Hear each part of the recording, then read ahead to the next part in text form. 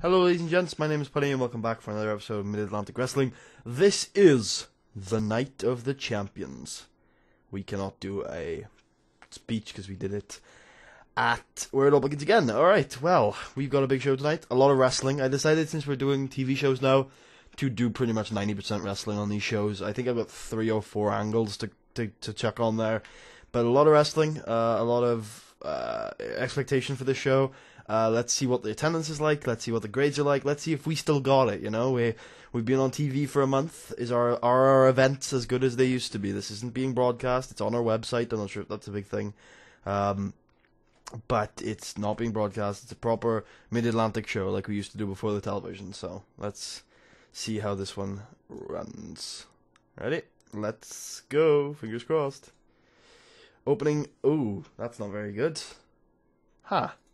Fro was the only one rated here, and he got a B+. That's an interesting one.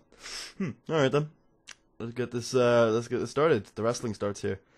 All right, good match to start off with. Mean Gene Catley defeats Robbie Wright in 9 minutes and 37 seconds by pinfall with the mood swing. Gets a 70 C+.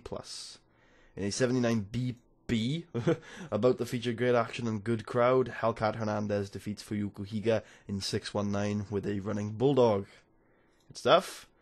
Casey Valentine defeats Nigel Svensson in 10 minutes and 14 seconds by pinfall with a deep impact. That's a 71 C+. Good wrestling so far.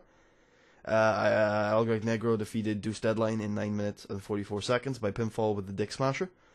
Yeah, that's still supposed to be his Uber finisher, you know. In about the feature great action and good crowd, Belle Bryden defeats Lily Snyder in 6 minutes and 29 seconds by pinfall with a dish of the day. Belle Bryden was off her game tonight, the 77B. And then this was probably meant to do a little better. Match that had some good action, but not much in the way of heat. Casey Glenn defeats Chance Fortune in 9 minutes and 55 seconds by pinfall with a Tune Up the Sunshine Band. That's good stuff. In the cooldown match, non-existent crowd heat, the Good Old Boys defeated Perry Erickson and Ralph Leota in 6 minutes and 13 seconds when Thimbleby Langdon defeats Perry Erickson by pinfall with a gut-wrench flapjack. And then moving on. Oh, yeah, this was the slightly warm the crowd back up again before the main events. It's a pretty good match actually. Not much in the way of heat. Animal DeVille defeats Ernest Youngman in about 10 minutes by a submission with a camel clutch. Obviously the title wasn't on the line because he only defends it on television. Hence the television title. Brooke Tyler takes the microphone and does her catchphrase for the fans in the semi-main event. Only gets a B. We have lost our touch. In about the feature great action and average heat, Brooke Tyler defeats Devil Karubi in 9 minutes and 55 seconds by submission with a Brooke breaker. Brooke wins the MAW Women's World title back off of her. So Devil was off her game tonight. And also cold crowd, wow, really. Warm back up with Fro Shore, and then a video I think is after this. Yep. And then the main event, 85 B+. Wow, alright. Was it still a cold crowd? Could we really not warm the crowd up? How could it be cold and burnt out? Seriously? Obviously this show is not structured correctly. Alright then, well, in a 85 B+, Sure Thing, Fro Shore defeats Greg Gage in a cage match by pinfall with a Sure Thing. Fro Shore makes defense number 14 of his MAW World Heavyweight title. And the show gets an 83 B+, which increases our popularity in one region. So, Fro, Greg, and Brooke can get some encouragement. Yeah, I'm a little disappointed with that show. I guess a lot of shows this month. Although that's not going to be changing anytime soon, I guess. Just got to temper our expectations. We're still going in the right direction. It's not really about grades anymore. It's kind of about a story we're telling. So as long as we're going in the right direction, we're trying to get to cult. That's really the only big thing, is that we keep moving forward. And we also have moved into the new month. So how much of a profit did we make? 381,000. Wow. We made $800,000 worth of ticket sales. Sponsors came in pretty well. We made 30 grand off the TV revenue. We spent a lot of money on workers, although not as much as that month. The show costs were lower. Not lower, but they weren't that much higher than usual. Paid a lot of taxes that month. A lot of taxes. Our miscellaneous costs went up a lot. What is that for? Huh. That's an interesting one. That's a lot of miscellaneous costs. Be interested to know what that is for. So, we won the regional battle. Greg Wright finishes his tour up. Devil Karubi is left. We won't be bringing her back. I think she's good, but we won't be bringing her back. Let us... that's a nasty grade to end off on. Oh well. It's a tradition. We end the storylines at the end of the year. That's how this works. The ring generals in the women's division had the best grades this year. How does that end up with the momentum? Fro is at 100. That's really all that matters. And then Bell, Brooke, and Hellcat are all at 100 as well. Animal is at 98. Then the rest of the women's division pretty much is at is there at the 80s, late 80s / early 90s. Madman Boone is quite high up there. I forgot I still had you, Madman Boone. I like you and I want to keep you, but I forgot I had you. How's Greg doing after that little harrowing loss? He's doing fine. Doing absolutely fine. KC, you're finally getting back on that horse? Good. Alright, Chance, you've been a pal. You've been an absolute pal. Oh, damn you. Why are you guys good friends? Damn it. Let's put you on a... Oh, well. Screw you then. I don't even care that you have morale issues. I do, I'm gonna give you a bonus to shut you up, but I'm gonna give you 2 bonuses to shut you up. Look, I'm sorry I fired your friend. Look, I'm really sorry I fired... Okay. I'm gonna give you another 2 grand. And then you're gonna shut up. Or you're gonna job for the rest of the year. Thank you. That cost me 6 grand to make her happy. 6 grand. That was Chance Fortune's wages this month. We're up to 18. Wow. How's that? How are we up to 18th? Yeah, whatever, that's probably not going to last. One day... Oh, wait, I'm going to skip forward a day. Because I want to... Yeah, I want to see if we get up to excellent owner satisfaction. Because I would be happy with that. Because I love Sam Keith and I want him to love me. Since he's actually quite a big part of the show. Pardon me? Oh, no, don't worry. I was about to say, never mind. Yay! We achieved our goal. Excellent, yay! And what's our reputation right now? Greatest. Yes. Perfect. Now we are ready to take any job. Except we've been turned down for almost all of the jobs we've applied for. But, that's fine, because MAW has become something much more spectacular than I ever thought it would be. Did we get any awards this year? I'll just flick through them so I can see if we got any of them.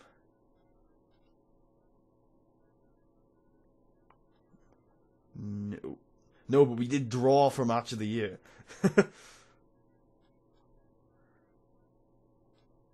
No, we actually didn't get any awards this year. Anybody in any of our guys coming close to the top 500? I want to see what about Greg and Fro, because they had a 99, so you'd assume they'd be up here somewhere. I actually go check Greg and Fro specifically, can't I? So Fro ranked 63rd, not bad. Greg, who's been working in Japan, worked 90. Wow. So Fro, who probably had his best matches with us this year, probably, I bet, all of his top 10 were with us this year. Yep. So, yeah, Fro, who had his best matches with us this year, I'm surprised he didn't get higher on the Power 500 than that. That is very, very good. I guess that B- average probably needed to be a bit higher for him to get any higher than that. Yeah, so we're going to be back for the the yearly review next episode, so we can talk a little bit more about that. Gotta do a lot of thinking about how I want to expand the company from here. With a TV show available to us, we obviously want to get these regions up a little bit so that we can get the tri-state ready. What I could end up doing, because I think it's bullshit that there's no pay-per-view company that covers the US that's very small or tiny, is we could do internet pay-per-view and we could make it up ourselves. Like, partially I feel like that's cheating, and I understand why people would feel like that's cheating, but like at the same time, like it's bullshit. You should have a pay-per-view company that's tiny in the US. Surely they exist, otherwise they wouldn't be in the game. Like, you know what I mean? So I think we could do that. 1 second, if we edit database, we go to pay-per-view companies or PPV deals, pay-per-view providers. I'm probably, like, everyone's probably seeing this, and I'm just absolutely missing it. There they are. So we can add record, and we can call it internet pay-per-view, tiny, right? And we could have them, cover the US, and we'd have them cover it tiny, just so we could get on pay-per-view. Well, there you go, set all of US to tiny. And their size would be tiny, their risk levels would be very high, because they're obviously they're the internet. You can do whatever the hell you want on there. So are these like yet to debut, some of them? I wanna know. I wanna go back here. Yeah, I wanna look at that. Oh no, it's already there. I just I didn't recognize it. The rest of these I pretty much recognize. Yeah, I know. I'm going to think about it. I might do that. I might do internet pay-per-view. I might do the MAW network or something like that. But for the most part, I'm okay for tonight. I'm okay for today. I've enjoyed it. I've enjoyed the series so far. Yeah. For the most part, I'm doing pretty good with this series. We're going to start progressing. I thought straight after we got television deal, we would be off to the races, but things are proving to be a little bit more difficult than I expected.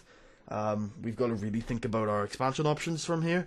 But we do have, on the bright side, like 60, 70 shows a year now, instead of the like 24 to 48 that we had before. We've almost doubled our show production. So we got a lot of chances to get over. We got a lot of chances to get people over. I think priority has to be getting to Cult. There's a lot of options that open up for us at Cult. And we can sign people to written contracts, which is a big deal, because it'll turn us from what we are now, which is a territory, into a more long-term wrestling company. You know, I'd like to sign a couple of people to written contracts. I like doing the paper appearance stuff. That's fine, but the deal with written contracts is just that we don't lose them to the big guys. You know. Like, I'm fine with sharing talent with the indies, but I do not want Cami Vessi going off to SWF and things like that. Speaking of that, what we should check, actually, before the episode ends, is if any of our big guys are off the written deals. So, let's have a look through here. Written, Cameron Jones, we might bring back in. Still a written contract from you. You're still written. Matthew Keith is still on a written deal. Mikey James is still on a written deal. Although he probably would have learned if any of these guys have been let go. Norman Barry, I don't think he was on a written deal when I shortlisted him. Stephen Parker is still on a written deal over in TCW. Yeah, we could say Sid Collier just to F with New York. That would be great, wouldn't it? You know, part of me wants to stop doing monthly events. Part of me thinks that they're pretty useless at the moment, aside from to put on like the big shows to get our overness in the Mid-Atlantic over. Because 4 shows a month, like a weekly show, is perfectly reasonable at this point. I can't think of any reason to do the big shows in the Mid-Atlantic anymore. Yeah, I'm not feeling it. I don't see it. So I'm thinking about changing that around until we get to big. When we get to big. When we get to Cult, we can do big shows instead of medium ones, and then they'll start making us more money. How much more money? I don't know. We made bank last month. Like, the TV shows are making us bank. Like, they are. So, I don't know. I don't know what's going on. I don't particularly, I'm still thinking about some stuff. I'm still thinking about expansion options, especially into... Whoa. Oh, that was our dojo. I'm still thinking about expansion options into the Tri-State, other things like that, to try and get... Like, if we can get our Tri-State popularity up to 35, we should be able to get a pay-per-view deal. So, theoretically, that should take, like 29 months if we kept going at the same pace. You know, we've only gone up 1 pop everywhere in a month, and that's probably not good enough. So we've probably got to start running some events in other regions. Maybe we start running the actual shows in some other regions as well. Like maybe we do 2 Ultimate Warriors in the Mid-Atlantic a month, and we do 2 in the one in the Great Lakes and one in the Southeast, because they're gonna sell out like 1,000 capacity venues and things like that. And I'm considering some stuff. I'm considering my options. I'm thinking about what I'm gonna do. But overall, I think it's going pretty well. Yeah, it's going pretty well. So I'm enjoying it, and I will speak to you guys. I'll speak to you guys for the year in review next episode. So I will speak to you guys then. Peace out, my guys.